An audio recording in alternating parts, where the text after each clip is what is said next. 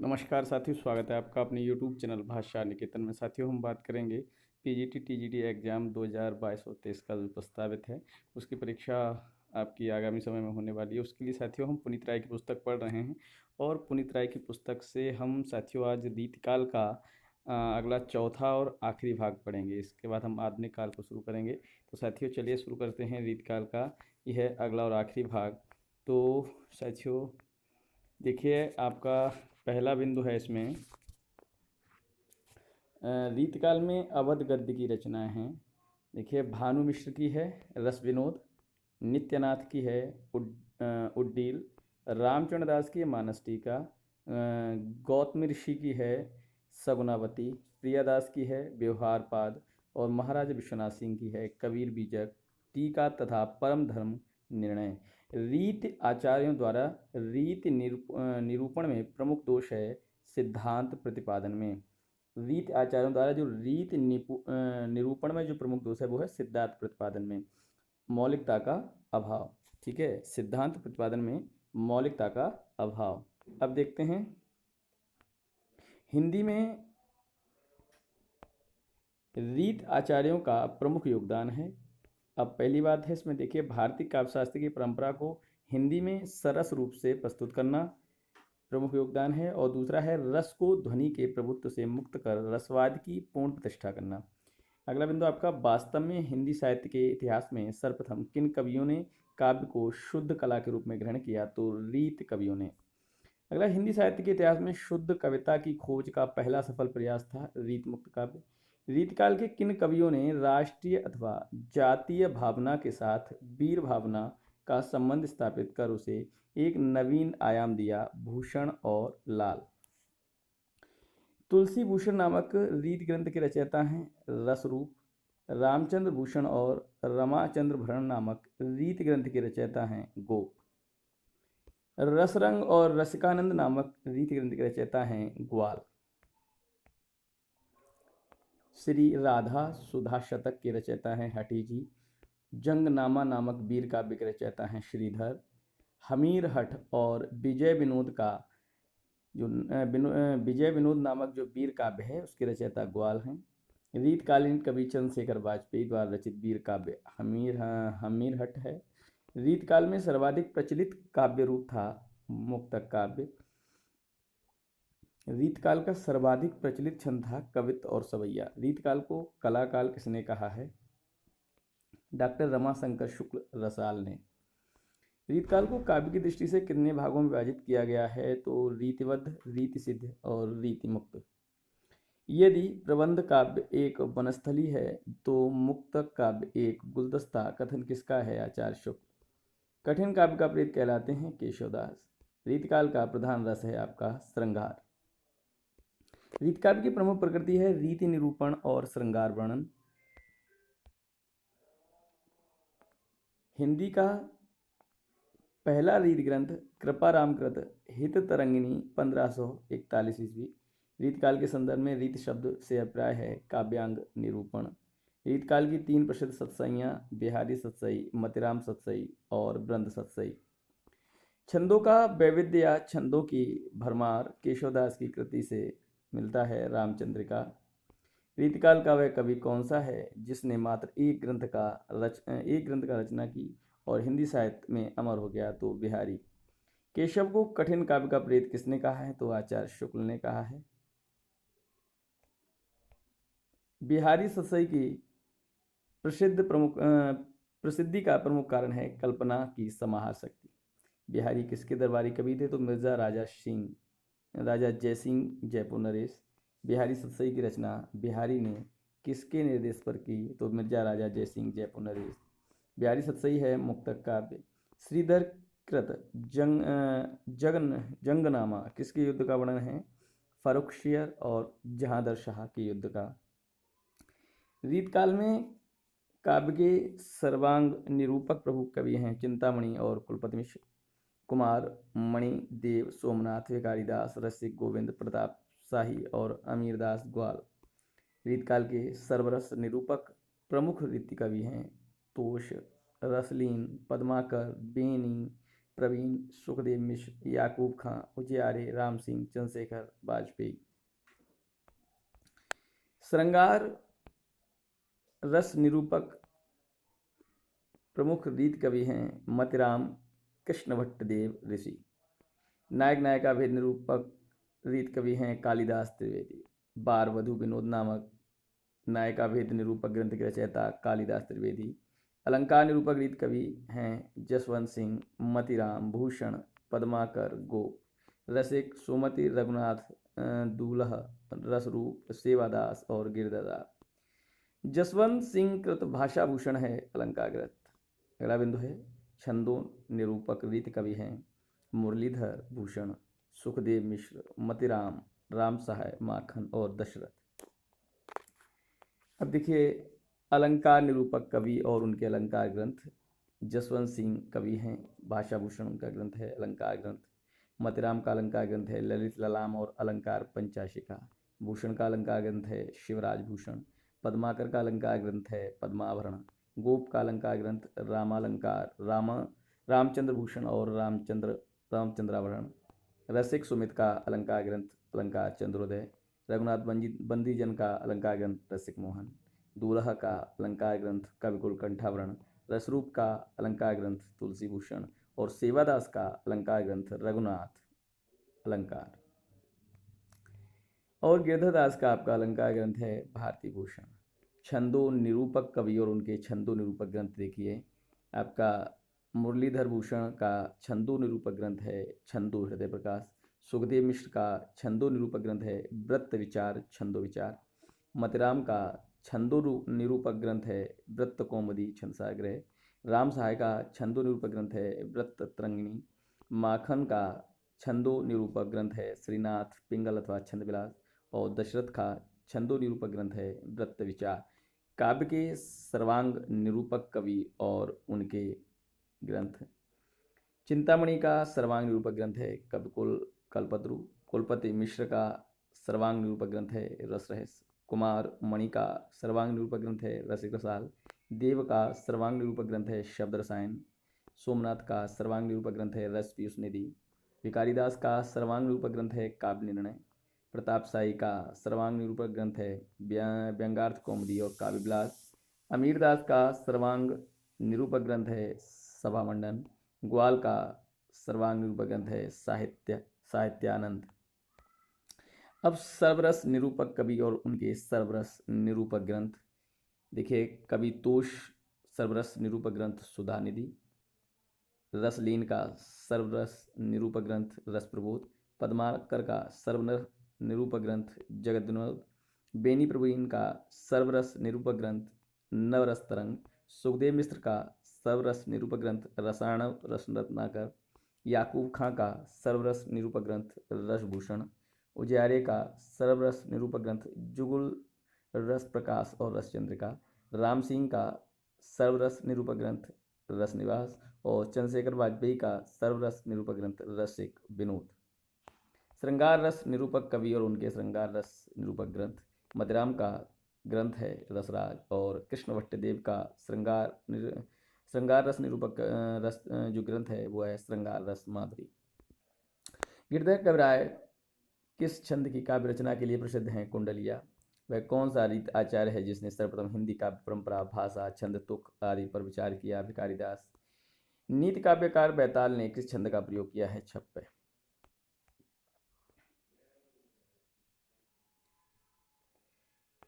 नीति काव्यकार दीनदयाल गिरि ने किस छंद का प्रयोग किया है? कुंडलिया। समुझे कविता घनानंद का यह आंखें न नेह की पीर तकी घनानंद के संदर्भ में यह पंक्ति किसकी है? तो ब्रजनाथ।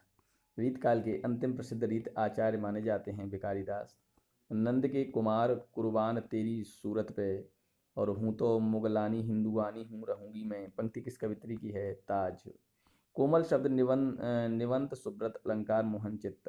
काव्य सुपद्धति शोभा गहे इनके बाहुपाश कवि गहे पंक्ति किसकी है? केशवदास। रामचंद्रिका से।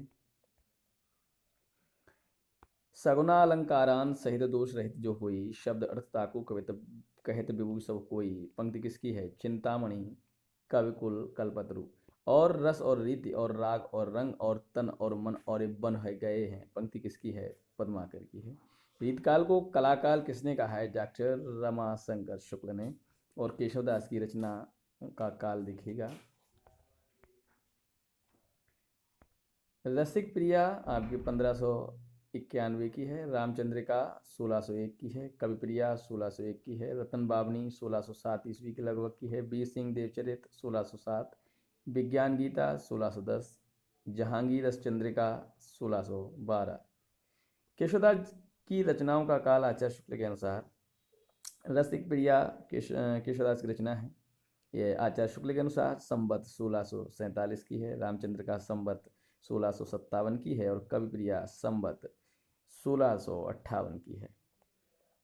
आचार्य शुक्ल के अनुसार केशवदास ग्रंथों की संख्या 7 मानी गई है। आचार्य शुक्ल के अनुसार केशवदास के पूर्व रीत निरूपण ग्रंथ वाले कवि हैं कृपाराम, करनेश कवि, मोहनलाल मिश्र। पंडित विश्वनाथ प्रसाद मिश्र द्वारा संपादित प्रमुख पुस्तकें सत्यहरिश्चंद्र नाटक 1926, सुदामा चरित 1927 ईस्वी, छत्रसाल दशक और शिवा बामनी 1929 ईस्वी, गणानंद ग्रंथावली 1942, भूषण 1943, रसखानी 1943, केशव ग्रंथावली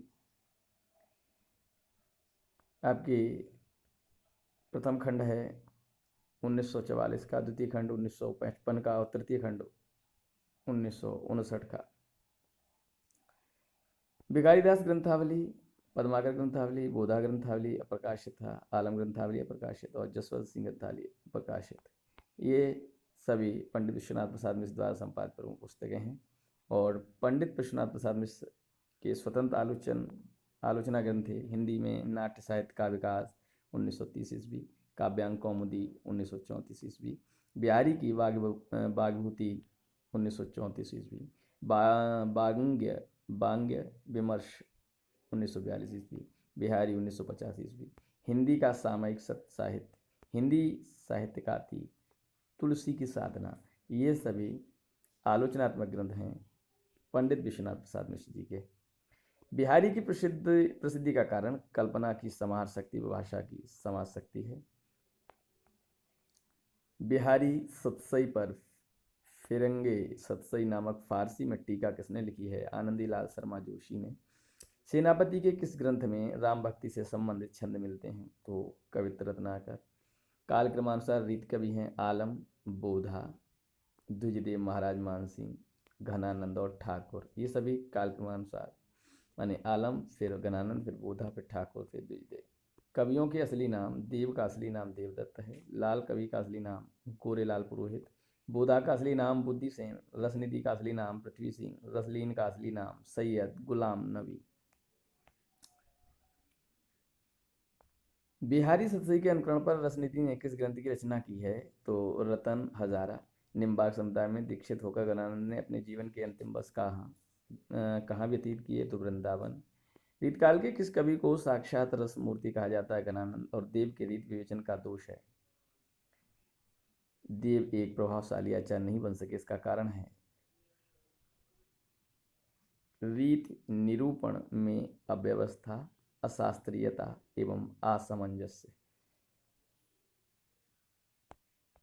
मिश्र बंधुओं के आलोचना ग्रंथ हिंदी नवरत्न में विवेचित कवि हैं सूर, तुलसी, देव, बिहारी, केशव, भूषण, सेनापति, चंद, हरिश्चंद्र, मतिराम, भिखारीदास, पद्माकर और तोष। हिंदी आलोचना के इतिहास में देव और बिहारी विवाद की जन्मदाता मिश्र हैं। मिश्र बंधु आपके श्याम बिहारी मिश्र, सुखदेव बिहारी मिश्र और गणेश बिहारी मिश्र माने मिश्र बंधु। बिहारी के श्रेष्ठ कवि सिद्ध करने वाले आलोचक हैं पदम सिंह शर्मा और लाला भगवान ली। देव को बिहारी से श्रेष्ठ मानने वाले आलोचक मिश्र बंधु एवं पंडित कृष्ण बिहारी मिश्र। देव और बिहारी नामक ग्रंथ के रचयिता हैं पंडित कृष्ण बिहारी मिश्र। बिहारी और देव नामक ग्रंथ के रचयिता हैं लाला भगवान दीन। याद रखना है देव और बिहारी और देव, इसमें आपको थोड़ा अंतर रखना है। देव में कृष्ण आ रहे हैं पहले, ठीक है। तो चलिएगा अब हम बात करते हैं अगले बिंदु पर। तो हिंदी नवरत्न में मिश्र बंधुओं द्वारा माने गए नवरत्न हैं सूर, तुलसी, देव, बिहारी, केशव, भूषण, सेनापति, चंद्र और हरिश्चंद्र। पहले सेनापति को नवरत्नों में स्थान दिया गया, बाद में उनकी जगह मतिराम को रख दिया गया। बिहारी रत्नाकर नाम से बिहारी सत्सई की टीका किसने लिखी है? तो बाबू जगन्नाथ रत्नाकर। आचार्य शुक्ल के अनुसार बिहारी के दोहों की संख्या है 700। कौन रीति कवि बिहारी का भांजा है? कुलपति मिश्र। बिहारी बिहार नामक ग्रंथ के रचयिता पंडित अंबिकादत्त व्यास। श्री राधा सुधा शतक के रचयिता हठी जी हैं। अब रीत काल के प्रमुख सत्सैयांकार। बिहारी मतिराम, भूपति राजा गुरदत्त सिंह, चंदन, ब्रंद, रसनिधि, विक्रम सिंह और राम सायदार। इसमें संदेह नहीं कि काव्यरीत का सम्यक समावेश पहल आचार्य केशव ने ही किया, पर हिंदी में रीति ग्रंथों की अविरत और अखंडित परंपरा का प्रवाह केशव की कविप्रिया के प्राह 50 वर्ष से पीछे चला, और वह भी एक भिन्न आदर्श को लेकर, केशव के आदर्श को लेकर नहीं। यह कथन आचार्य शुक्ल का है। कृपाराम कृति हिरण तरंगिणी संबंधित है श्रृंगार और नायक नायिका भेद विवेचना से। श्रृंगार निरूपक ग्रंथ श्रृंगार सागर के रचयिता मोहनलाल मिश्र हैं। अलंकार ग्रंथ कर्णाभरण, श्रुतिभूषण, भूपभूषण के रचयिता कर्णेश कवि हैं। हिंदी का पहला रीत निरूपक ग्रंथ माना जाता है कृपाराम कृत हित तरंगिणी, और यह आपका है 1541 का। आखिन मुँह दिवे के मिस आने अचानक पीठ को रोज लगावे पंक्ति किसकी है? चिंतामणि। डार द्रुम पालना बेहोना नव पल्लव के सुमुन झंगुला सोहे तन छवि भारी दे पंक्ति देव की हैं। ने ही महाब्रज भाषा प्रवीण और सुंदरताने के भेद को जाने, जोग वियोग की रीत में कोविद भावना भेद स्वरूप को ठाने, और चाह के रंग में भीजे हुई बिछुरे मिले प्रीतम साथ न माने, और भाषा प्रवीण सुछंद सदा रहे सो घन जी के कवित्व बखाने। ये घनानंद के संदर्भ में पंक्ति ब्रजनाथ की है। आवत जाता राजा के लोगा और मूर्त धारी मानहु भोगा किसकी पंक्ति है? केशवदास की है। और देखते हैं पंक्ति। नाही नाही करे थोड़ी मांगे सब देन कहे, मंगन को दहिए देत बार बार है सेनापति। कह तो करो कोई पे कर्म लिखोई ताते दूसरी ना होई और सोई ठहराइए पंक्ति किसकी है? सेनापति। भाषा वर्णन में प्रथम तुक चाहिए विशेष, और उत्तम मध्यम अधम सो तीन भांति के को लेख भिखारीदास का। किस कवि को कविता की हृदय वेधकता को लक्ष्य करके उसे नावक के तीर कहा गया है? बिहारी। देखन में छोटे लगें घाव करें गंभीर उक्ति कथन किस कवि के दोहों ने चरितार्थ की है? बिहारी। ऋतु वर्णन के लिए रीतकाल का प्रसिद्ध कवि सेनापति। काव्य की रीत सिक्ख्यो और सुखविह सो पंक्ति किसकी है? भिखारीदास की है। अब देखिएगा, रीतिकाल का लक्षण ग्रंथ परंपरा के प्रवर्तक हैं केशवदास। रीत युग के काव्य में प्रायः इस युग का सामाजिक जीवन प्रतिबिंबित होता हुआ नहीं मिलता। इसका प्रमुख कारण है दरबारी जीवन संस्कृति। किस आलोचक ने रीतकालीन कवियों पर भाषा में मिश्रण करने एवं व्याकरण के नियमों की अवहेलना करने का दोष लगाया? आचार्य शुक्ल। रीतमुक्त कवियों में सर्वप्रथम कवि घनानंद हैं। रामचंद्रिका का प्रणयन केशव ने किस ग्रंथ की प्रतिस्पर्धा में किया है? रामचरितमानस। रामचंद्रिका का मूलाधार है वाल्मीकि रामायण। और रीतिकाल का वह लोकप्रिय कवि कौन है जिसने कोई लक्षण ग्रंथ तो नहीं लिखा, परंतु जिसका एकमात्र ग्रंथ लक्षणों के उदाहरण के लिए स्वीकार किया जाता है? बिहारी। मध्यकाल में रामचरितमानस के बाद किस ग्रंथ को साहित्यिक लोकप्रियता प्राप्त हुई है? बिहारी सत्सई। घनानंद का सर्वाधिक प्रसिद्ध ग्रंथ सुजान सागर। रीतकालीन काव्य में लोक जीवन के अभाव का कारण है दरबारी जीवन। रीतकाल में प्रचुर मात्रा में प्रबंध काव्य लिखे गए, किंतु किस कारण प्रसिद्धि पाने से वंचित रह गए? मुक्तक काव्यों की लोकप्रियता। जिन कवियों ने शास्त्रीय ढंग पर लक्षण उदाहरण प्रस्तुत कर अपने ग्रंथों की रचना की है वह कहलाते हैं रीतिवत, और जिन कवियों ने लक्षण उदाहरण शैली पर काव्य सृजन तो नहीं किया किंतु रचना करते समय उनका झुकाव लक्षण ग्रंथों पर रहा कहलाते हैं रीतिसिद्ध। 1676 के आसपास ब्रजभाषा व्याकरण किसने लिखी है? मिर्जा खान ने। और प्रमुख रीतिबद्ध कवि हैं चिंतामणि, मतिराम भूषण, जसवंत सिंह, कुलपति मिश्रदेव, रसलीन भूपति मंडन, कालिदास त्रिवेदी, दूल्हा पद्माकर बेनी, प्रवीण, ग्वाल, भिखारीदास, चंद्रशेखर वाजपेयी आदि। तो साथियों, यह हमारा रीतिकाल का आज चौथा वीडियो था। साथियों, इससे पहले हम रीतकाल, भक्तिकाल और आदिकाल को पढ़ चुके हैं, और अब हम अगला जो वीडियो है आपका आधुनिक काल को शुरू करेंगे और आधुनिक काल को आपका अगला वीडियो जल्द ही लेके आएंगे। तो साथियों, वीडियो कैसा लगा आप कमेंट सेक्शन में बताइएगा, और इसके अलावा चैनल पर नए हैं तो प्लीज़ चैनल को सब्सक्राइब जरूर कर लें और लाइक और शेयर भी करें। तो फिर मिलेंगे अगले वीडियो के साथ, तब तक के लिए नमस्कार, धन्यवाद।